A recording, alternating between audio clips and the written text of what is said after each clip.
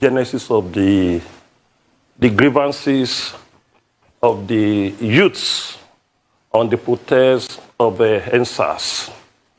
Because when you see part of their demand, they were demanding for change of constitution. And don't forget that our youths who protest within a period of 2 weeks ago did not have adequate response in the media. They couldn't have a spokesman to articulate their demands. They have sacrificed a lot to make a positive change in Nigeria, to make sure we have a very reliable and a country that we can be proud of. And after they were being attacked on Tuesday by the military, a lot of things have happened. And we realized that our security architecture, we solely rely on the federal security architecture. The governor did not have the power to respond to any crisis, and even the region were not coordinated in terms of a security network. And we have been agitating for restructuring as a solution to move Nigeria forward. We can see a situation we have now. If care is not taken, if we don't learn our lesson from this issue, the future of Nigeria is bleak. And when a crisis happens like this, a good leader, not to calm the people that are involved in that crisis, is to provide a solution. I've listened to a lot of statements without suggesting a solution to the problem. And it's our right as a citizen of the Federal Republic of Nigeria to make sure that we calm our youth, we preach peace, and at the same time, use that opportunity to suggest a solution to the people in authority. And you can see the issue of this NSAS. And a single attack on this youth have generated a lot of interest internationally from the international institution and a different powerful government that we can call a Western government and a government that was highly respected. Don't forget that the American delegation went to the federal government in the villa and discussed with them about the unexpected killing of our youth in Lekki. And when you are talking of a solution, I believe if this country is not restructured within the period of 2 years, the country may result into war. And when you see what is coming from the north, our crisis did not start from the NSAS. When you gauge what happened in the northwest, about 70 of the northwest has a lot of security threat from the bandits. And from the northeast, the issue of Boko Haram and different organizations is the order of the day. And even in the Middle Belt, about 50% of the Middle Belt are crying wolf about the attack of some Fulani herdsmen. And the Southwest that usually be a peaceful region in the history of our dear country, we are witnessing some uncoordinated attack from criminals in our farms and our cities. And a lot of kidnappings, a lot of ritualists are operating in our region that we have never experienced in the history of our existence. And now coming to the issue of NSAS, you see, we have to learn a lot of lessons. And at the same time, we have to prefer a solution. If the people in power did not know the implication of what happened, we that was very close to the commoner, we have to give them a very good suggestion. And that was one of the reasons I said that let Nigeria be restructured into region based on the 6 geopolitical zones that enshrine in the 1999 Constitution. Simple. The detailed contents can follow by the leaders by meeting the federal government. And I can suggest to the President of the Federal Republic of Nigeria, the President should lift out the Republic Constitution of 1963. The Republic Constitution is the only constitution that our leader sat down and wrote by themselves. without any infiltration and without even the influence of the colonial masters. The 1960 and 1963 Constitution, we can look into it and the contents and look at detailed replicants of what we have in that 1963 Constitution to solve the problem we have on ground. There's no doubt Nigeria cannot move forward without restructuring. And if Nigeria did not restructure, I'm afraid Nigeria will break as soon as possible. I will tell you that. Some elite did not want to hear that. And the truth must be told. Because the elite that did not believe in restructuring did not know that the crisis of NSAS will come. We could not lay our finger on their leader. We try as much as possible to make sure when this peaceful protest started, who is their leader? Who is the person coordinating them? I now realize that the spirit behind these youths go beyond human being imagination. There is hunger, and most of Nigeria are not pleased the way the government are ruling the country. And that was what led to the crisis after the attack of Lekki on Tuesday. We have some miscreant looting public property and private property because most of them are not well paid unemployment. And most of them were not even employed. And most of them have been deprived as a very good citizen to enjoy the goodwill as a citizen of Federal Republic of Nigeria. They couldn't care. And as a person that led an organization, Oodua People's Congress, we realized that most of the miscreants that commit this atrocity, they are not up to the age of 20. They are not up to the age of 20. And you see them in number moving to a street and destroying property, taking away a valuable property from the street. For almost 1 week now, cannot be classified. People did not realize that the area on Kakanfo we have now did not even have the power. The authority did not support Ariano Kakanfo. Instead of them to complement this traditional position in terms of defense, they were trying to weigh it down. And now the boy is on our court to make sure we save Nigeria as a country. That was a pressure on me, both in abroad and our people in homeland. And I try to explain to them there's a limit I can do about the internal security. All the Southwest governor, no one have called me that, what can you do? Even though I did not have a position of Ariano Kakanfo. As a person who led a group in the Southwest with a population of not less than 6 million people, I have a role to play. Even though in the level of issuing statements, in the level of me consulting people, talking to people, and even appealing to the grassroots people, I have a role to play. In between, there was a crisis between the Yoruba people and the Hausa people in Fagba in Nabato. We tried to manage it so that it will not escalate. It will not be a double racket crisis to the nation. So we tried to manage it, even though there was a lot of casualty on our side. But we to move to a situation of civil war. In between of this NSAS crisis, the propaganda that the Igbo people was the one looting property, attacking a party.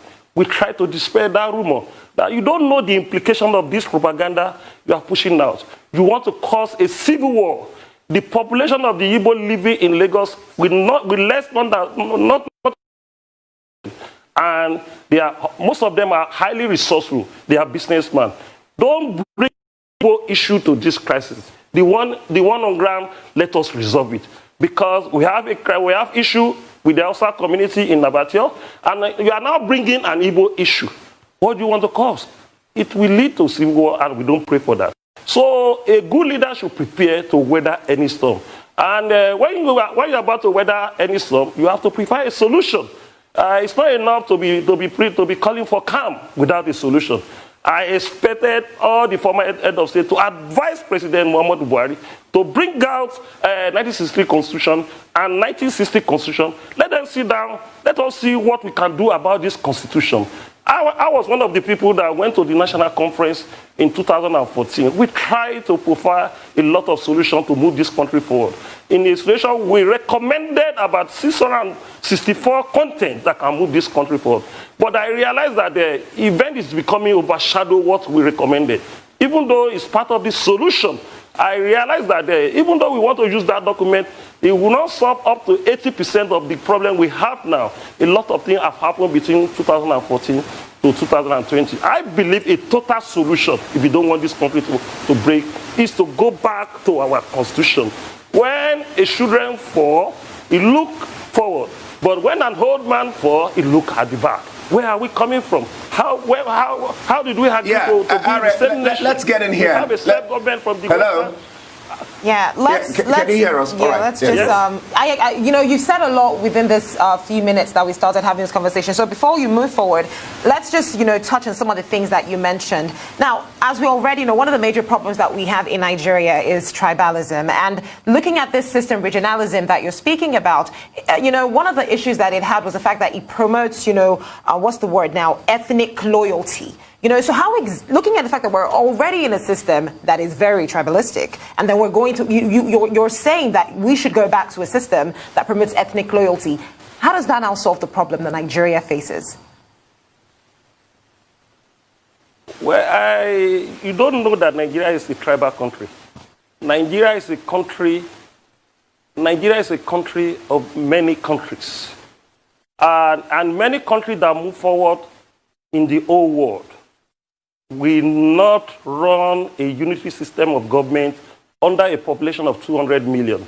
Even a country with a population of 3 million, if they have about 20 ethnic nationalities, they have to respect the interests of every ethnic in that nation by running that government in a federated unit so that every ethnic may have an equal right. Because I don't know what you are talking about unity.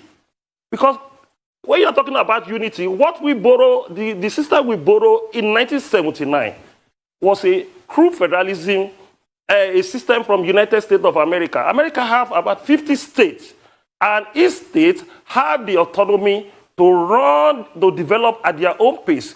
They have a state police, they have the Federal High Court, Appeal Court, to Supreme Court, and a governor in United States is a mini vice president in United States. A governor in United States even have almost the power the vice president in America have. So I don't know what you talk about unity without cohesion. I don't know what you talk about unity without justice. I don't know what you talk about unity without being honest with what our forefathers agreed in 1960 to come together under the federating unit. And I don't know what you talk about unity without looking for a way forward. We are talking of unity and we are running to crisis and we almost run to civil war. I'm talking of a situation that every region should develop at their own pace. Every region should coordinate themselves very well, and we should meet in federal capital in Abuja as a central. There must be a limited power to the executive in federal level. You bring almost 70 to 80% of the power to the federal government, and most of the crises, all crime are local. All crime in the world are local. For you to involve in any crime, start in your own community or your own local government. And it's only local authority that can solve the issue of crime. It's only the state government that can know the criminal within their vicinity. It's only the people in the state government can know the criminal that have infiltrated their state. Why are you pushing federal in the world of unity? Where is that unity now? Where is that unity? There was a lot of protests in the South. The North are saying they are not protesting. They were doing pro-government and say they want SARS. Where is the unity? And when we are talking about SARS in the South, and the Niger Delta is coming with their resource control, where is that unity? So if we want to find unity, we have to look for justice. All right, let me come in there. Let me come in there, Ari. Let me come in there. All right, you really touched on a very important point, the fact of all crime or something like that are local. Now, I am wondering, what are traditional leaders like you doing at this time to reconcile warring parties, help heal the nation, and to encourage the rebuilding process? Now, I said that because you have organizations local, such as OPC, you have the Amoteku, and one is wondering, why didn't they come in to help? You just said now that these things are localized, and these are local entities. So why didn't they come in to help stop the destruction, the mayhem that, you know, and then you're talking about regions? Well, Amoteku process started by July last year.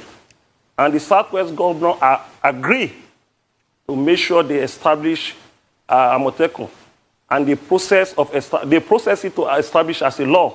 But unfortunately, 5 governors in Southwest have signed the bill of Amotekun to law. But Lagos State haven't signed their own bill to law. They were talking about community police from the federal police. And you can see what is on ground now. The crisis was highly hit in Lagos State more than other states. Assuming we agree that we continue with the process of Amotekun, the collateral damage that happened within a period of 3 days will less. We won't have a serious issue up to 25% of what happened, because a good leader should be preparing for future. A good leader should be having a plan B of not only in terms of security, but they couldn't take it serious. They were thinking about their own political ambition.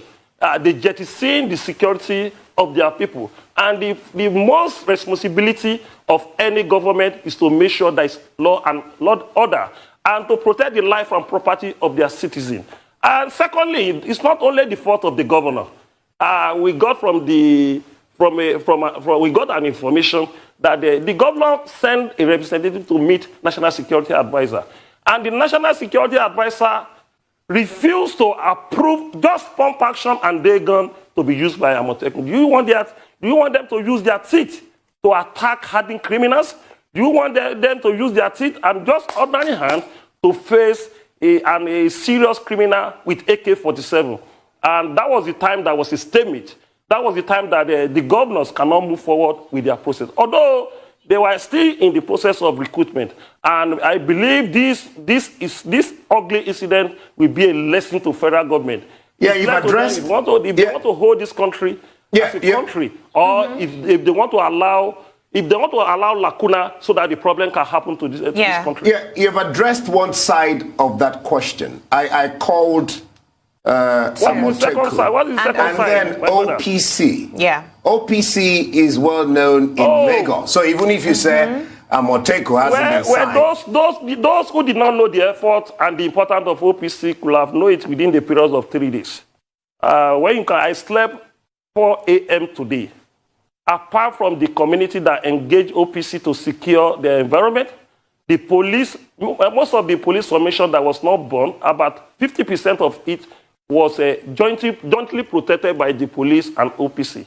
And even the landlord association that did not even recognize OPC, about 70% of the estate have requested for the security of their estate within a period of 3 days that this ugly incident happened.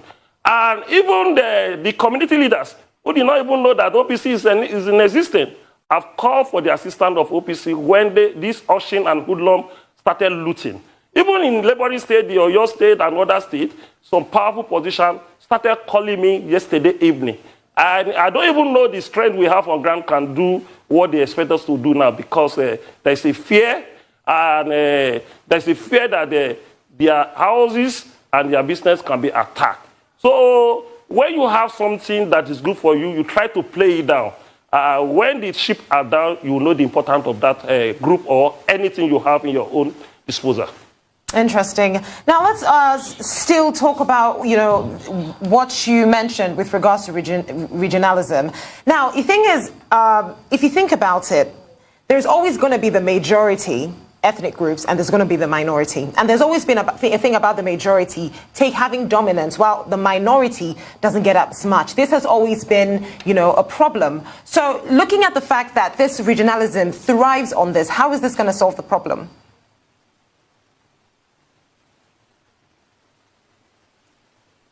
I'm not hearing again. You would like me to repeat the question? Okay, so basically I said something. In every system of government, there's always the majority and the minority. All states are never equal. Even in the US, some states do better than others. And speaking of regionalism, some ethnic groups are definitely a lot more than others. And it is very probable that there will be a dominance of one ethnic group as opposed to another. So how does this fix the problem? Because taking everything that Nigeria has been back to the 1963 constitution, there is a reason that it was changed. So why do you think that this is the best solution for Nigeria, and the National Assembly needs to restructure Nigeria back to where it was in 1963?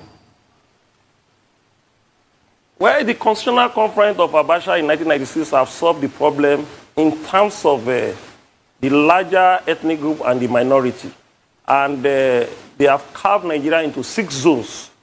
If we want to go back to regionalism, we can't go back on 3 regions before we have in 1960 to 1966, before the military concrete our federalism.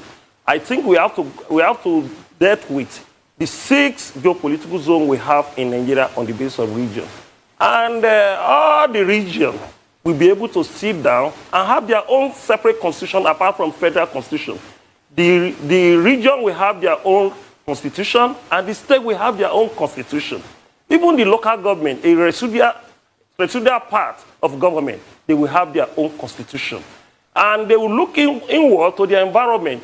They will write a constitution that can fit with your environment. And you are talking about unity. You don't know what caused disunity in Nigeria.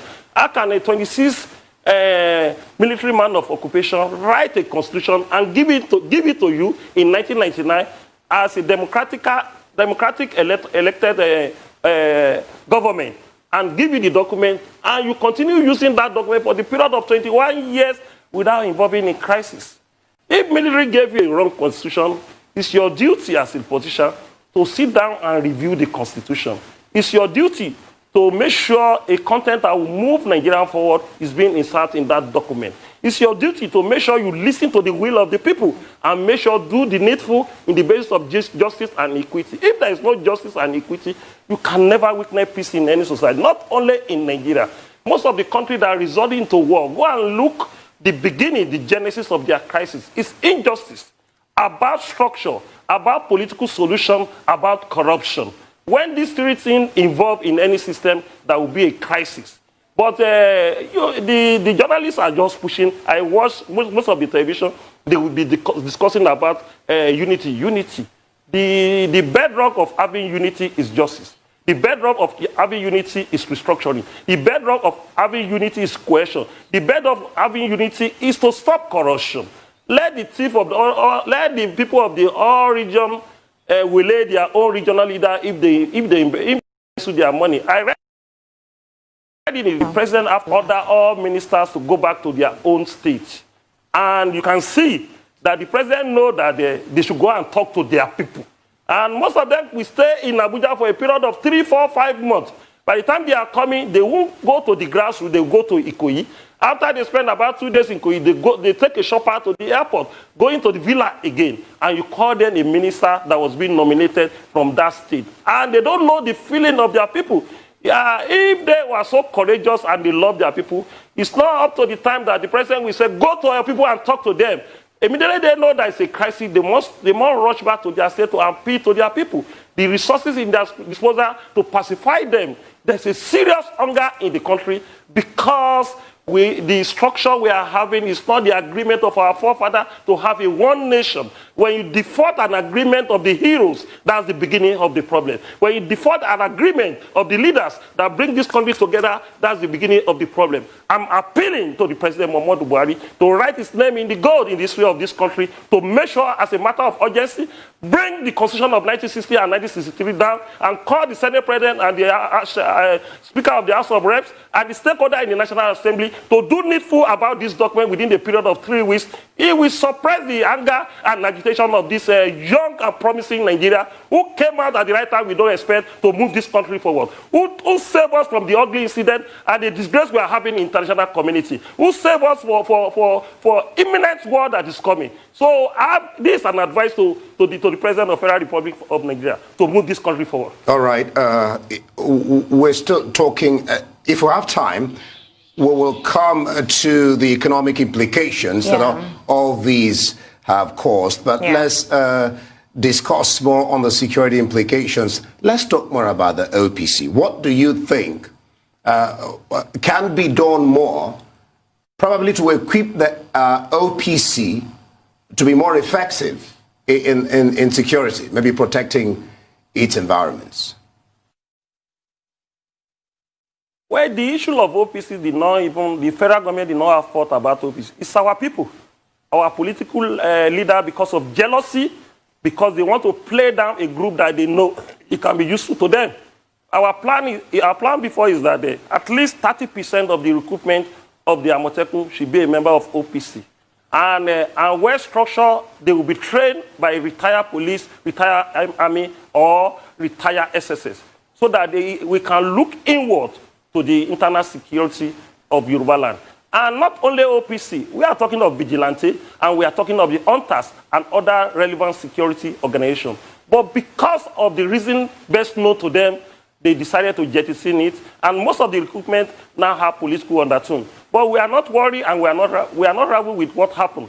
Now they still have the chance to make sure they do something that will make them be proud of as a son of Yoruba land. Because Igbo people like adventure, but Yoruba like history. When you do the right thing, when you have power, Yoruba will not forget you. But when you do wrong thing, Yoruba will not forgive you. So they have the power to make sure they redress all the problems we have in the Southwest. Not only the issue of security. Where's our free education? Where's our free health? Where's our infrastructure that Chief Obafemi Awolowo built for us? Most of them are putting up the cap of Awolowo, and they don't believe in the ideology of Awolowo. When I was in primary school, I enjoyed free education, free meal. When we got to secondary school, in our Southern secondary school, we were being given a free education. We were being given about 12 or 13 textbooks. They will put a stamp there, not for state, it's from Lagos State government. They'll give us about 20 notebooks as we are entering another time of the season of educational curriculum. And we were being given different opportunity. And the environment was secure. Jakonde did one thing that I will forever remember Jakonde as one of our heroes as politicians. He went to go and building some structures, increase the structure of the school.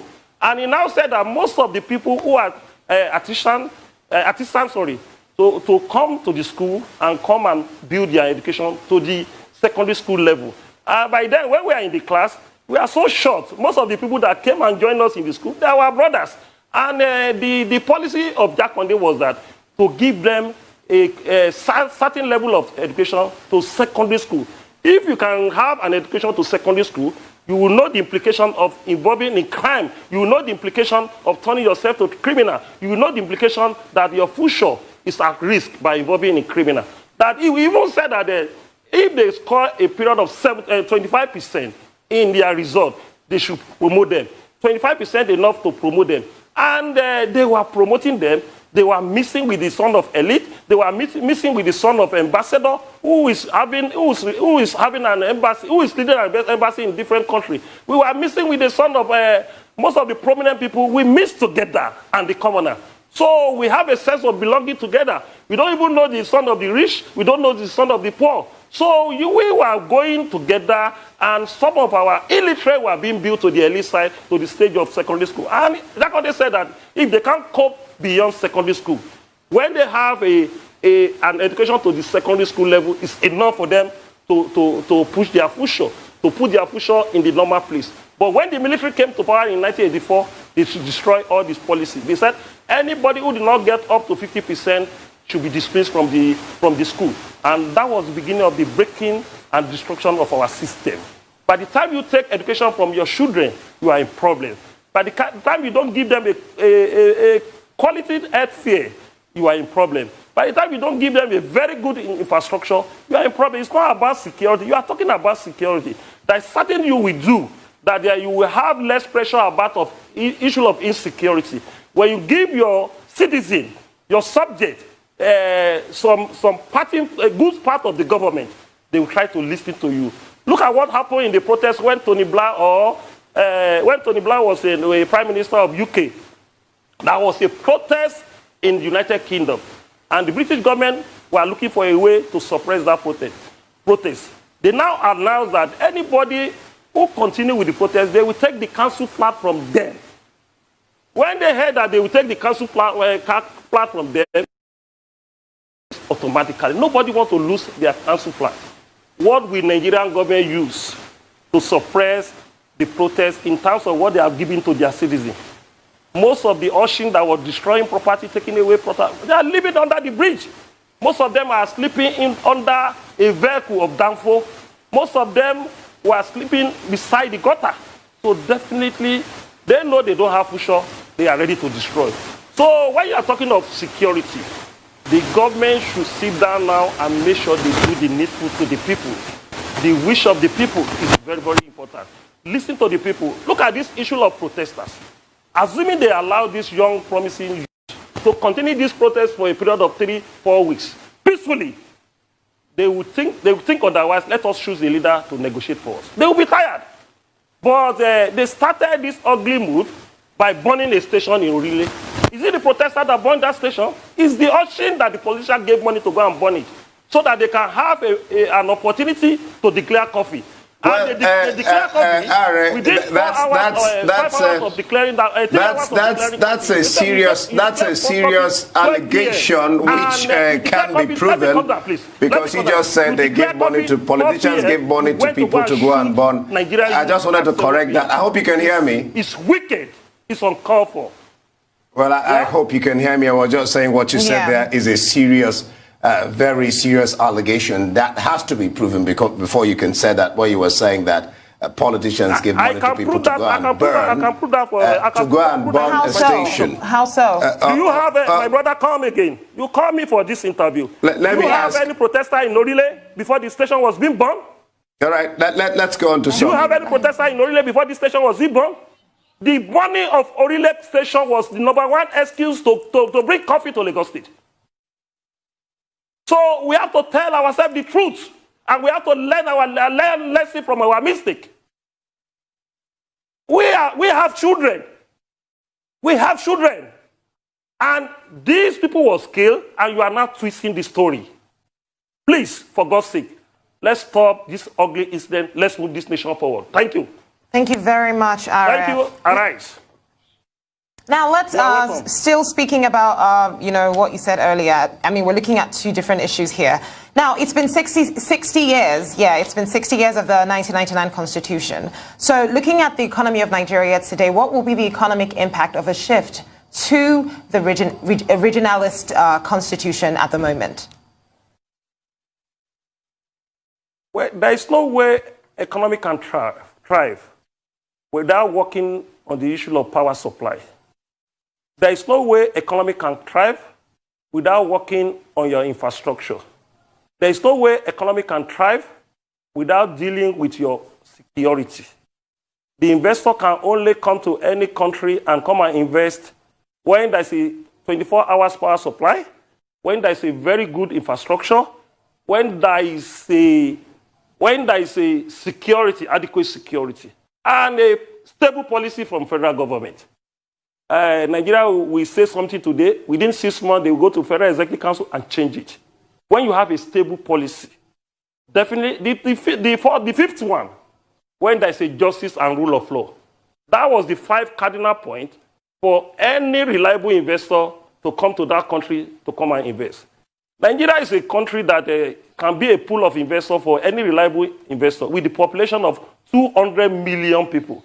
And Nigeria have everything that take for any investor to have courage to come and invest in billions, even trillions of dollars. We have oil, we have solid mineral, we have a fertile land, and we have a tourism potentials. But because all these 5 things are wanting in our system, it will continue discouraging our investor. You sold oil, you take taxes from the business that is not booming, you share the money allocation, and you share the money from federal to state and local government. Even the local government, who are local government chairman, is not assessing their allocation anymore. And this local government are the governor of the grassroots. Most of the commoner do not have any business with the state government. Where the people they have access to is the local government in their own area. The governor will take nothing less than 90% of the allocation from the local government. They will take it away from them. They will just give them running costs and salary of their council. Now our local government system have been killed and shut down completely. And that was one of the reasons for this menace. That was one of the reasons for this miscreants. Because all these miscreants, they have an opportunity to access the local government chairman.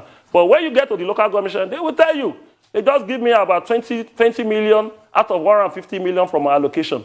I will remove 5 million or 15 million as a salary, the remaining 5 million for the running costs. And that remaining 5 million, the chairman, we took away 2.5 billion. The vice chairman, we took away 1.5 billion. The other executive in local government, we share 5 billion, and everybody will go to their house. And virtually, you see most of the local government, they are not doing anything anymore, apart from the local government in Lagos State and some of the major cities in Southwest that generate a tax in their own area. And the tax supposed to be taken by the local government. The state government is taking about 80% from them. They have circumvented the constitution, taking what's supposed to be generated by the local government. They have taken it from them, away, about 80% from them.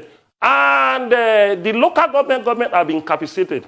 Definitely, that will be a serious problem on the economy. You don't need any serious economists to analyze the problem and the bane of our economic problem in this country.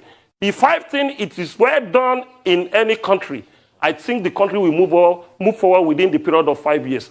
And most of these things are supposed to be done by the region. It's not the problem. It's not the problem of the federal. The region is supposed to get a very good expatriate to come and light their region, build their region about electricity. The region is supposed to do most of the thing about infrastructure. And the region is supposed to build their local security. Regional police, state police, and local government police. And federal will have their own police to work on federal case. We're supposed to have full structure of the police. When you go to Britain, Britain have a population nothing less than 70 million people. Go and see the structure of the police in Britain. It's about 7. Even in the railway, they have their own police that work in tandem with the state police and the municipal police. Even in most of the big universities, they have their own police. In Rome, in Vatican City, the Pope have their own police that run Vatican City like another country. So I think the issue of economy can improve when we have these 5 policies on ground.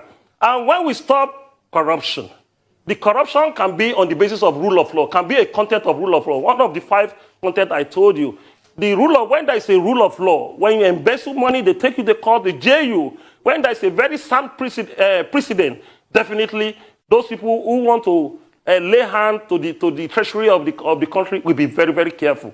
And a tribunal about contractor has to be established. If you want to get a contract, there must be a procedure. You will do this contract for a period of, you finish this contract for a period of so time. If you don't do it, you are in problem. You will give us so standard. If you don't do it, you are in problem. And we are giving you 75% of your money. And they will take you to court to sworn and oath to it. And at the end of the day, if you don't do it, a tribunal will take care of that. The issue of EFCC have been politicized. EFCC have been a selective organization. It's an organization we respected a lot before. The villa we just called EFCC, don't probe him again. You see the person that have embezzled the money of a whole state and becoming a minister. We know most of the people that have embezzled the money of the state. About 4 or 7 of them are still a minister under Buhari. What are you talking about corruption? Corruption in my foot. And in a situation, what are you talking about fighting corruption? Fighting corruption in my food. You have to make sure that things are being done at the right way. When most of the diplomats, when you see us, that they will tell us, I've never seen a country like Nigeria, that your right will be taken and you kept quiet. And look at what happened now to this youth. Nobody know that they will come out. We were thinking that we will be champion our struggle on intellectual way. Assuming that was a pressure on me that I should go and join the NSAS protest. And I told them, as a person that have experience on protest, our government did not have a patience to listen to a peaceful protest, to express your grievances. They will still attack them. I talk like a prophet, and it happened at the end of the day. I wrote a letter to the President Muhammadu Buhari. Even though you want to dispatch a protester, don't use army. The statement came out last week, Monday. Don't use, it's a letter written to the president and circulated to the media. Don't use Nigerian army. Nigerian army was built to face the external aggressors, not an internal issue. Until when there is a war, we see the army in the vicinity of any society. And they came. That was an amateur video for everybody to see. Even show in major traditional TV when they were attacking these young, promising children in a close range. And look at the ammunition they use. An ammunition that you will use for an elephant, when you shot one to that elephant, it will not survive within 3 minutes. So definitely, we have to learn lesson from Lekki episode. Thank you very much for that, Ari. Now, let's go back to what you mentioned about Urili. That was a very, very significant point. Could you give us a broader picture of what happened? You said there were no protesters there, so you strongly believe that there was a deeper meaning as to what was going on there that people are not aware of. Can you tell us what that is? Don't forget that I have a structure in all local government of Yoruba land. Don't forget that I have nothing less than 5,000 to 7,000 in each local government, in major local government in Yoruba land. Everything that happened there, I was being fed. I was being fed. I may not give you the details in this television, but those who burned that police station, they are ushering, they are not protesters. There was not protest in that area of Lagos. The protest that was happening was in the major road, Alausa, Lekki, Bagada, and Begaye. So there was no major coordinated protest. That was a protest in Orile when the station was born. You can say that maybe I will not say politician. You can say that, and I can agree with you. But those who burned down Orile station, when the investigation started, you will see what will come out. They are miscreant and ushering. They are not part of the SARS. And most of the people, when the SARS was being attacked, you can see that the continuation of that station was being burned. I saw the list of the stations that was burned in Lagos. There are 26 police stations. And if not because of the support of our members, they could have burned a police station in Lagos. So definitely, those who involved in the Orile, that's the first station being burned in Nigeria. And that was one precedent and reference for the criminal to have in other stations. And don't forget that most of these criminals have issue with the police. Those people that have been tricked or just, or those who are criminal, and police bring them to justice and they are not happy. And they use the opportunity to use the issue of attack on the youth in Lekki to register their green pass in a very ugly and bad manner. You don't, in all over the world, you don't burn your police station. After the end of this crisis, who will give you safety? And for you to survive as any community, the police must to be protected. But notwithstanding, police even know that they have committed a lot of atrocity that warranted all this crisis. But we must, as a reliable person and intelligent person, you must not burn a police station. And when I realized that this thing is started continue, I have to give an instruction. We have said we should be neutral about this issue, because assuming they cite me on that protest, the federal government could have arrested me now. They were looking for it. And it's unfortunate that some of our politicians were instigating the pick Ghanaians up at any time. When you decided to pick a whole area on Nakakamfo from circulation because of fact that it's not committed, and the situation could have worse than what we are seeing now. So now I'm in circulation. I will do my own best to make sure the destruction reduce, to make sure I use my position. And look at the statement I issued yesterday. And apart from that, they could have even turned this issue to ethnic crisis. When one Adeyinka grandson rolled out that the Igbo should pack out from Lagos, you know how many calls I received within 3 hours from the Igbo leaders? I was telling them, calm down. The guy that was talking was just ordinary paper tigers. He's a non-entity in London. Don't take him so serious. Before you can hear something like that from Yoruba people, it will come from notable Yoruba leaders. And we will never do that, because we have never had problems with the Igbo people, even before the Civil War and after the Civil War. You are a good ally to the Yoruba people. You do your legitimate business in our own area, and we respect you a lot. And I will know there is no race without criminal. But in terms of criminal, we don't have the power to put you in justice. And doing the justice is not about to say you should leave our own vicinity. We have a lot of Yoruba in the southeast. And we can't even tell the Hausa people to leave our own vicinity. We have a lot of Yoruba people living in the north and doing very well in terms of their business. By the time you do that to the Igbo people, they will tell your people, they will hit them in their own area. By the time you tell the Hausa people, they will start killing people, call the bridge of the Jeba, and a lot of life will be lost. A strategic person would never do that you do that, give that kind of direction. You must sit down and make sure you resolve. Even though there was a situation of even breaking this country, which we don't pray for, we have to do it in a civilized way. We have to do it in a legitimate way. We have to do it in the process of United Nations, which we don't pray for. We still have the right to make this country remain on the basis of regionalism. That was my position. Interesting, Arab. So, what is the way forward now? I've given you the way forward, my sister. We don't need to be continually repeating it. It's either we restructure this country and we expect something that is not good in future.